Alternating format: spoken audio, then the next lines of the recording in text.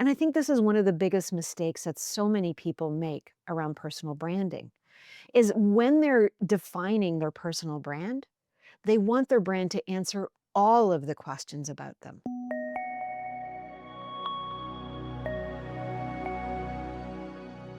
Many years ago, I was working in the corporate world. I showed up to a meeting with many of my peers. At the time, I was a vice president of marketing, working for a very large global organization. And we were doing some training with our sales team. And I showed up to be at the front of the room. And that particular day, I chose a beautiful red blazer. It was corporate looking, it was double-breasted, it was a beautiful blazer, one of my favorites, and proceeded to give a training presentation. And at the end of it, one of the participants, a woman, came up to me to say how much she enjoyed the presentation. And she said to me, she said, "Oh, I wish I was more like you. I wish I was more creative or could show my creativity more. But in my role, I have to look like one of the guys." And I was confused because at the time I was thinking to myself, I don't feel like I look very creative. I'm wearing a double-breasted blazer and I'm doing a training program. And I said, "Oh, I'm curious, what makes you think I'm creative?" And she said, "Well, your red blazer, I could never wear that in my job. That just is not something that I could do." And I was shocked and I said, "Well, why?" And she said, "Well, I'm in sales. I mean, we have to show up in dark clothes and fade into the background." I was really surprised because it had never occurred to me that a role would define who you are. I mean, I've always come from the place where I am who I am. And in fact, I want people to know who I am because in reality, that's what makes me different from everyone else. Whether I'm showing up as a VP of marketing, as I did in that particular role, or as a salesperson, as I've done in many roles through my career history, or now as a thought leader, a speaker's coach, a thought leader coach, and someone who actually just talks to people on a regular basis. I don't want to fade into the background and for you to forget me. I actually want you to remember me. Now, I don't mute myself. You see that. Here I show up with blue hair, different glasses, colorful clothing. Quirky, right? That's probably how many people would describe me. And it's part of my brand. My personal brand is reflective of who I am.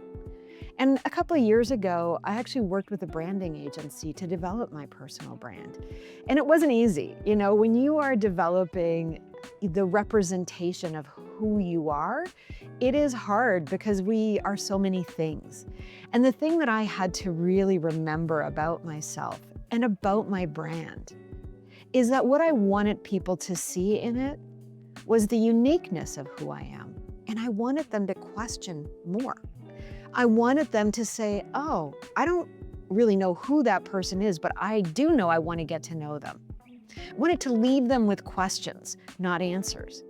And I think this is one of the biggest mistakes that so many people make around personal branding, is when they're defining their personal brand, they want their brand to answer all of the questions about them.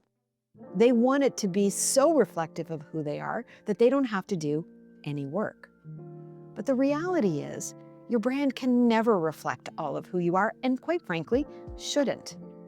What it needs to do is to give an indicator of who you are, the tone, the feel. These are places where, when you're building a personal brand, it's really important. For me, authenticity is a really important thing. And so if you ever see my brand, and maybe we'll put it right here so that people can see it, you see some of the elements of who I am. I have symbols built into the letters of my name, into the A, that kind of give indicators. If you know me, you'll recognize some of those symbols. If you don't know me, it just looks like a really beautiful letter. And that's enough. The color palette is very much me. I mean, if you look at it and look at what I'm wearing today, there's probably a pretty close match, and on any given day, because I have a color palette that I like to stay within. So when we're looking at our personal brands and how we build them, how are you displaying who you are? So part of it, for me, like I said, colors, symbols, these were things that were important to me. They may not be important to you, and that's okay. What is important to you? What are the symbols or the tone or the manner about who you are? Now, some of that starts by taking a step back from the visual representation. That's not where you should start your personal brand development. Where you need to start is in your values. What do you value? And that piece is so incredibly important. Like I said, for me, authenticity was number one. Curiosity. I am an intensely curious person. Connection, risk-taking. These are things that are all important to me. And I wanted that feel in my brand. The brand wasn't going to represent everything, but if I could leave a viewer with some of those, oh, this is a person who is creative, who is curious, who is, deeply committed to community. Well, then I've done my job.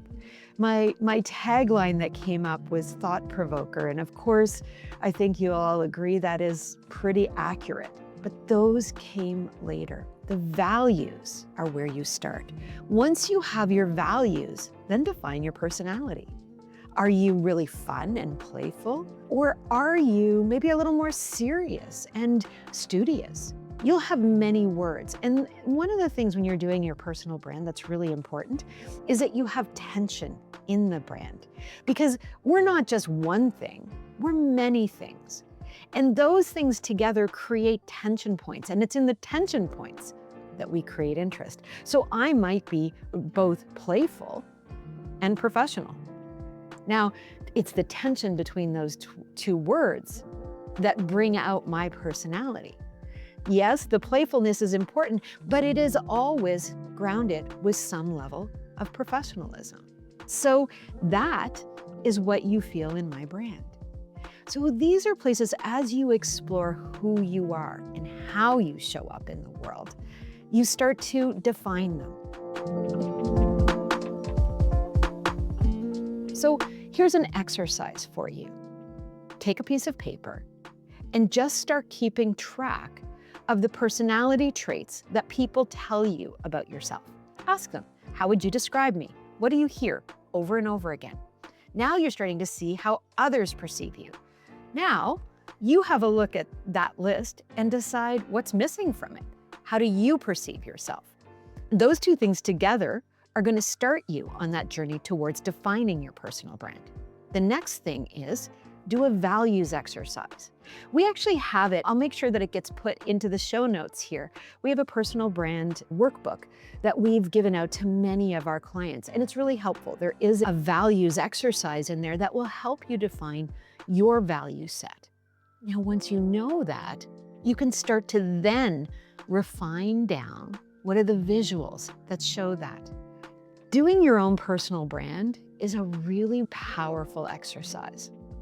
And it's one that I would highly recommend as a thought leader, as a leader, as someone who is leading thought in the world.